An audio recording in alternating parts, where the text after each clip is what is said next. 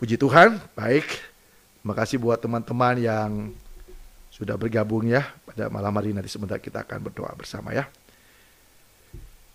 Terima kasih buat Agus dan Ina yang boleh terus bergabung. Ibu Ulin, Patya Sina ya, Bu Mona, Bu Yohana, Pak Johan yang juga boleh bergabung.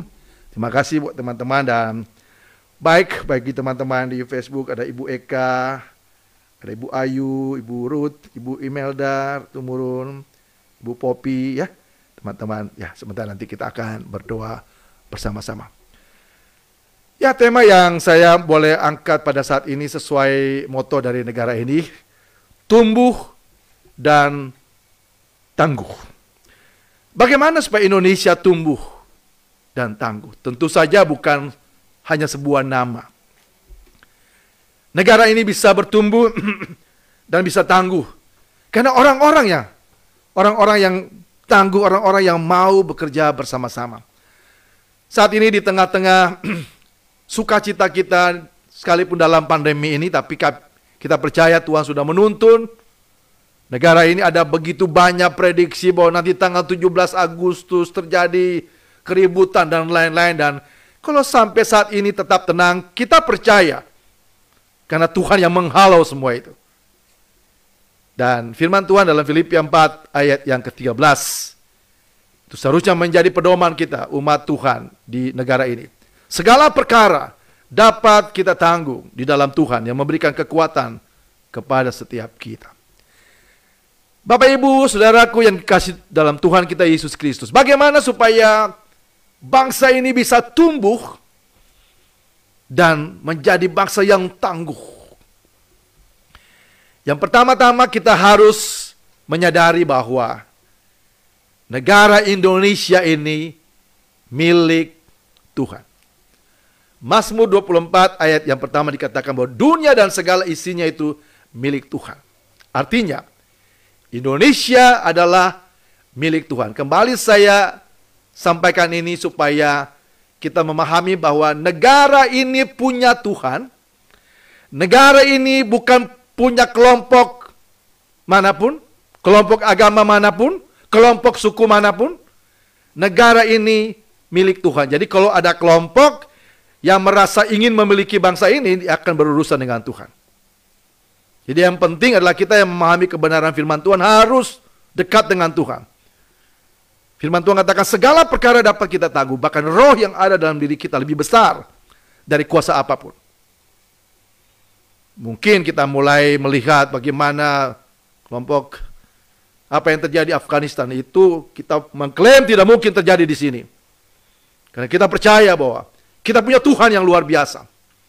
Sebab itu sebagai anak-anak Tuhan yang Tuhan tempatkan di bangsa ini, mari kita ikut membangun bangsa ini. Yang pertama kita harus menyadari bahwa bangsa ini milik Tuhan.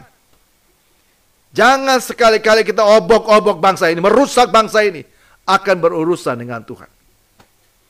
Kalau kita mau Indonesia tumbuh, Indonesia tangguh, setiap masyarakat bangsa ini, pemimpin bangsa ini harus sungguh-sungguh menyadari bahwa Indonesia itu milik Tuhan. Ya, Indonesia itu milik Tuhan. Yang kedua, yang perlu kita menyadari yaitu bahwa yang menempatkan kita di bangsa ini itu Tuhan. Bukan maunya kita lahir di sini. Bukan maunya saya lahir sebagai orang Ambon. Bukan maunya saudara-saudara lahir sebagai orang Batak, orang Nias, orang Manado, orang Jawa, atau suku-suku lain, Papua, Madura, Bali, dan lain-lain. Bukan maunya kita. Tuhan yang menetapkan kita, menempatkan kita ada di bangsa ini dengan menjadi suku apapun di tengah-tengah bangsa ini. Tuhan yang menempatkan kita di sini. Seperti bangsa Israel yang dibuang Tuhan di Babel. Ya, dibuang itu loh. Tapi Tuhan punya tetap rancangan yang indah. Supaya bangsa Israel yang berada di Babel suruh mendoakan bangsa itu supaya sejahtera. Itu tugas kita sebagai umat Tuhan di tengah-tengah bangsa ini. Kalau kita mau bangsa ini tumbuh dan tangguh dan kuat, secara khusus bagi kita umat Kristen. Kita ditempatkan Tuhan di bangsa ini bukan untuk demo. Kita ditempatkan Tuhan di bangsa ini untuk mendoakan kesejahteraan bagi bangsa ini. Jadi kalau ada anak-anak Tuhan, umat Kristen yang ikut-ikut demo dengan pemerintah, dia tidak mengerti firman Tuhan. Karena Tuhan menempatkan kita di bangsa ini supaya kita ikut mendoakan dan ikut memikirkan bagaimana kesejahteraan bagi bangsa ini. Ya, saya harus jujur, saya cukup sedih melihat usia saya nanti bulan November ini 58 tahun. Tapi saya baru belajar teologi ya baru 25 tahun yang lalu. Lalu 17 tahun yang lalu baru ditabiskan menjadi pendeta. Dan ketika saya ditabiskan jadi pendeta, baru saya mulai melihat tentang kekristenan. Dan saya harus jujur katakan bahwa saya kok jadi sedih melihat kehidupan kekristenan. Padahal kekristenan sudah ratusan tahun ada di bangsa ini. Dan mohon maaf kalau saya menyampaikan sebuah ungkapan ini. Bangsa ini tidak damai. Salah satu tanggung jawab besar adalah umat Kristen. Saya ulangi. Bangsa ini tidak damai, terjadi banyak kekacauan. Salah satu tanggung jawab besar adalah umat Kristen. Kenapa? Umat Kristen adalah umat yang dipercayakan kepada Tuhan untuk apa? Untuk menjadi pembawa damai. Khotbah di bukit dalam Matius 5 ayat 9 apa? Berbahagialah orang yang membawa damai. Tapi kita seringkali antara hamba-hamba Tuhan malah sering ribut. Bagaimana kita bisa menjadi membawa damai kalau kita sendiri ribut, gereja satu dengan gereja yang lain? Jadi saya mohon maaf, harus sampaikan ini bahwa tanggung jawab besar umat Kristen di bangsa ini untuk membawa damai. Karena yang mengerti tentang kebenaran bahwa Tuhan sudah mendamaikan dirinya dengan kita hanya umat Kristen. Itu ada dalam Alkitab kan, 2 Korintus 5 ayat 18. Kita yang mengerti bahwa hubungan kita yang rusak dengan Tuhan sudah dipulihkan oleh Tuhan. Dan Tuhan mempercayakan pelayanan pendamaian itu kepada kita. Tuhan menempatkan kita di bangsa ini bukan hanya untuk makan, minum, dan menikmati alam bangsa ini. Alam Indonesia. Tetapi Tuhan menempatkan kita dengan satu tujuan yang jelas. Mendoakan dan berkarya untuk kesejahteraan bangsa ini. Ya, kalau ada anak-anak Tuhan yang korupsi, nah itu tanggung jawab. Saya ulangi lagi. Kalau bangsa ini terjadi kekacauan di mana-mana, salah satu tanggung jawab besar umat Kristen. Saudara mungkin mau protes saya, silakan. Alkitab jelas katakan itu. Ya, kita ditempatkan Tuhan di bangsa ini untuk menjadi pembawa damai. Sebab itu dalam kesempatan ini saya bilang stop hamba-hamba Tuhan ya, stop dengan saling bermusuhan. Saya bingung. Belajar teologi tinggi-tinggi sampai doktor teologi kok bisa nyerang-nyerang orang dari mimbar. Bukankah bapak-bapak yang suka menyerang itulah dosen-dosen yang seringkali mengajar tentang kami? Saya juga menjadi mahasiswa dan saya juga diajarkan oleh dokter-dokter yang masih muda kan, tentang bagaimana beretika di dalam pelayanan, etika dalam berkhotbah. Nah sebab itu tanggung jawab kita bersama untuk negara ini bertumbuh dan kuat. Kita tahu panggilan kita. Tuhan yang menempatkan kita di negara ini. Dan Tuhan mau kita menjadi pembawa damai. Jadi pendoa dan pembawa damai bagi bangsa ini. Stop menyalahkan gereja satu dengan gereja yang lain. Dan 300-an gereja. Kita harus saling bersatu satu dengan yang lain. Nah yang ketiga, yang juga penting kalau kita memahami bagaimana supaya negara ini bisa tumbuh dan kuat dan tangguh. Pemerintah itu ditetapkan oleh Tuhan. Pemerintah itu ditetapkan oleh Tuhan. Roma 13 ayat 1 sampai dengan 7. Kita sudah berdoa pada saat pemilihan presiden dan para pemimpin-pemimpin. Dan kalau mereka terpilih, kita percaya Tuhan menetapkan mereka. Jadi upaya-upaya, saya lihat beberapa waktu yang lalu, demo. Hei, pemerintah itu ditetapkan oleh Tuhan. Kalau kita berdemo menyampaikan aspirasi seperti cara anarki seperti itu, kita menentang Tuhan. Negara ini tidak akan pernah tumbuh dan tangguh kalau kita suka berdemo, memprotes. Yang saya sedih, kok yang turun ke jalan kok mahasiswa. Mahasiswa kan harus elegan, harus menyampaikan aspirasinya ke DPR, bisa minta waktu ke istana perwakilan, bukan di jalanan. Pakai bakar-bakar lagi, pakai anarkis lagi, ya akhirnya banyak yang memanfaatkan itu. Mestinya sudah harus berpikir. Kalau di jalanan kan tidak bisa dihindari, mungkin saudara akan berpikir, itu bukan kita ya, tapi dengan muncul di jalanan kan semua orang bisa masuk. Mestinya berpikir smart, berpikir cerdas. Saya punya anak-anak juga mahasiswa dan kami sekolahkan anak-anak ini bukan untuk di jalanan. Disemprot pakai gas air mata dan lain-lain. Seharusnya mahasiswa harus bijak untuk bisa bersikap. Karena pemerintah itu ditetapkan oleh Tuhan. Dan yang terakhir, apa yang Tuhan mau? Kalau kita mau bangsa ini tumbuh dan bangsa ini semakin tangguh dan kuat.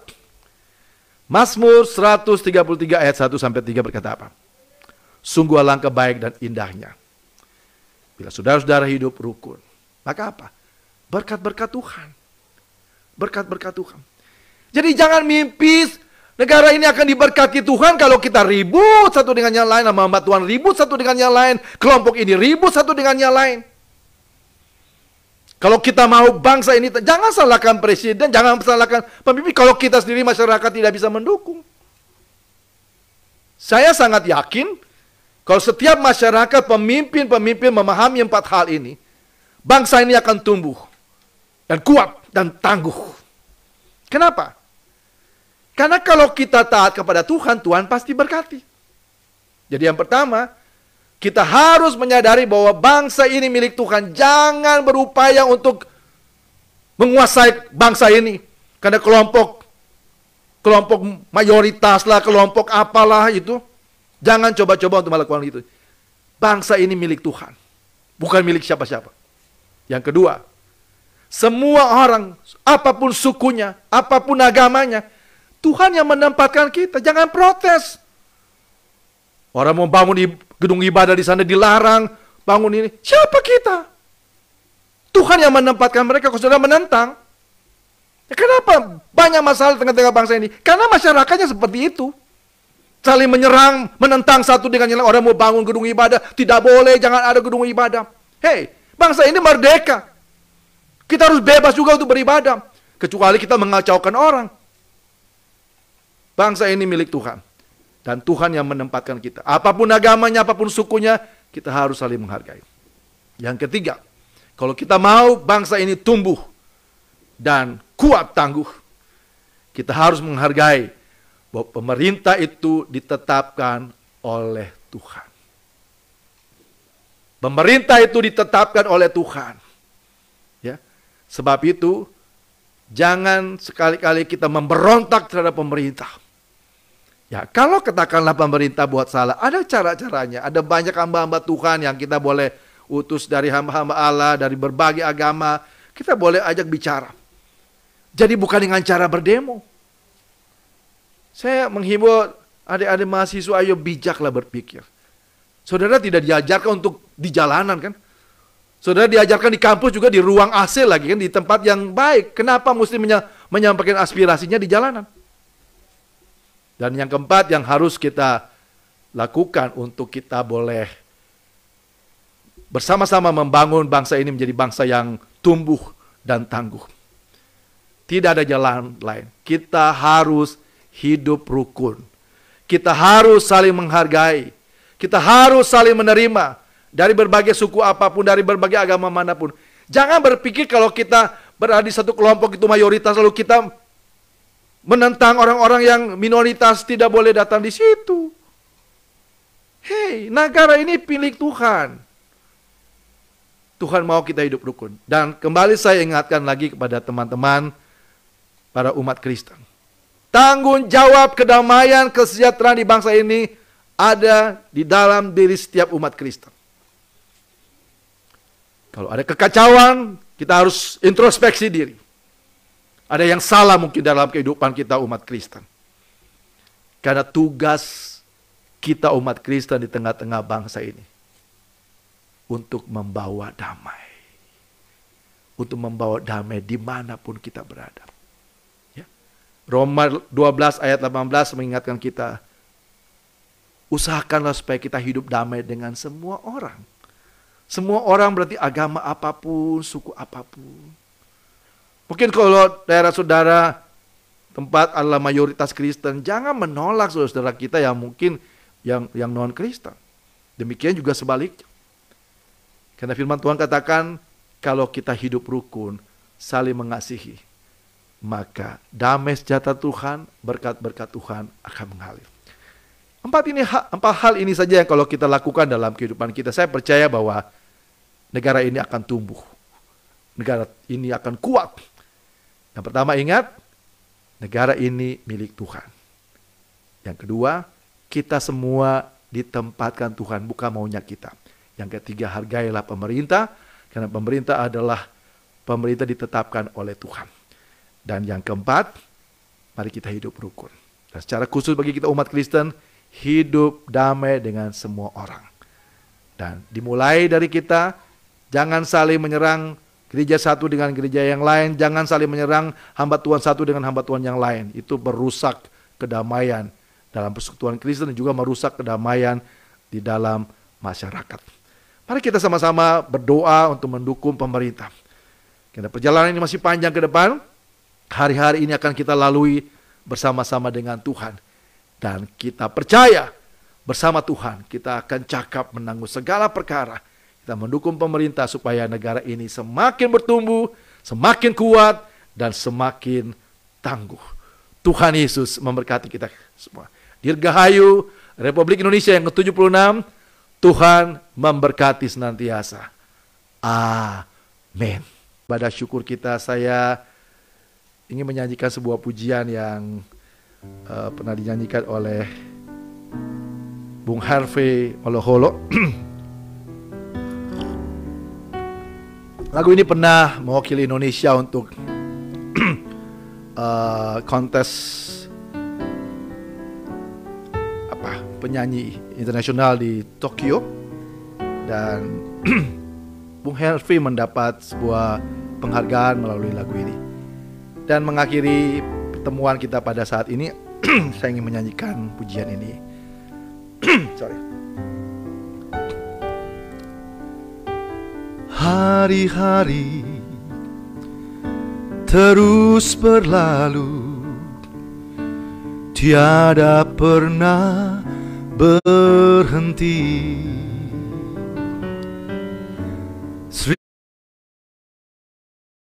Seribu rintang jalan berliku, bukanlah suatu penghalang. Hadapilah segala tantangan, mohon petunjuk yang kuasa.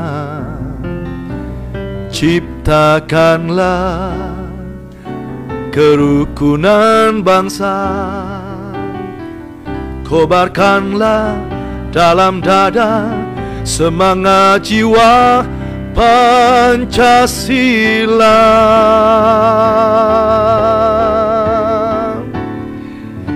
Hidup tiada mungkin tanpa perjuangan, tanpa pengorbanan. Mulia adanya, berpeganglah tangan dalam satu cita demi masa depan Indonesia jaya. Firman Tuhan tidak mungkin salah. Tuhan sudah berfirman melalui pemazmur dalam Mazmur 133 ayat 1-3. sungguh alangkah baik dan indahnya kalau saudara-saudara hidup rukun. Maka berkat-berkat Tuhan akan mengalir dalam kehidupan kita.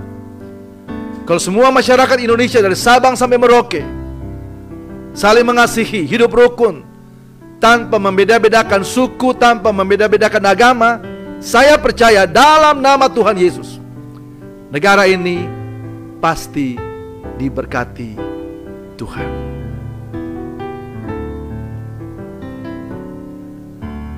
Hadapilah segala tantangan, mohon petunjuk yang kuasa.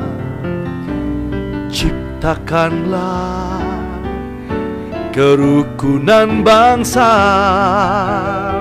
kobarkanlah dalam dada semangat jiwa Pancasila.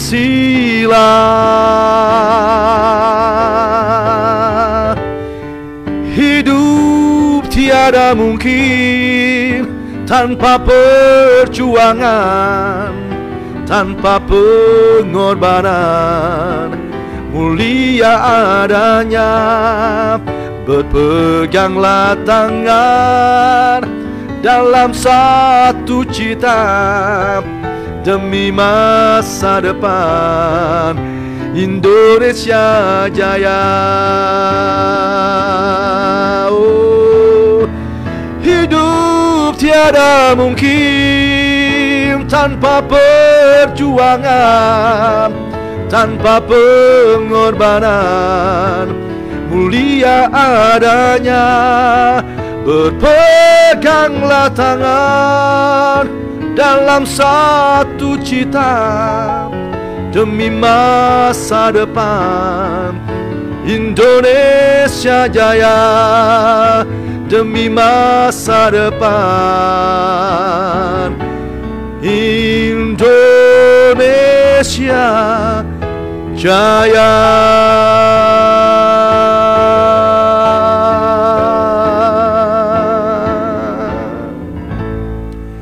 Hiduplah rukun tanpa membeda-bedakan suku, tanpa membeda-bedakan agama, saling mengasihi, saling membangun, maka berkat-berkat Tuhan akan mengalir bagi bangsa ini menjadi bangsa yang tumbuh, bangsa yang kuat, dan bangsa yang tangguh. Kembali dalam kehidupan saudara setiap hari, arahkan hati kepada Tuhan, dan terimalah berkat Tuhan. Tuhan menyertai, melindungi, dan memberkati hidupmu.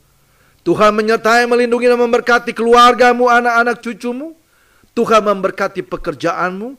Tuhan memberkati usahamu. Tuhan memberkati pelayananmu. Tuhan menyembuhkan sakit penyakitmu. Tuhan memulihkan setiap pergumulanmu. Tuhan memberkati engkau dan melindungi engkau.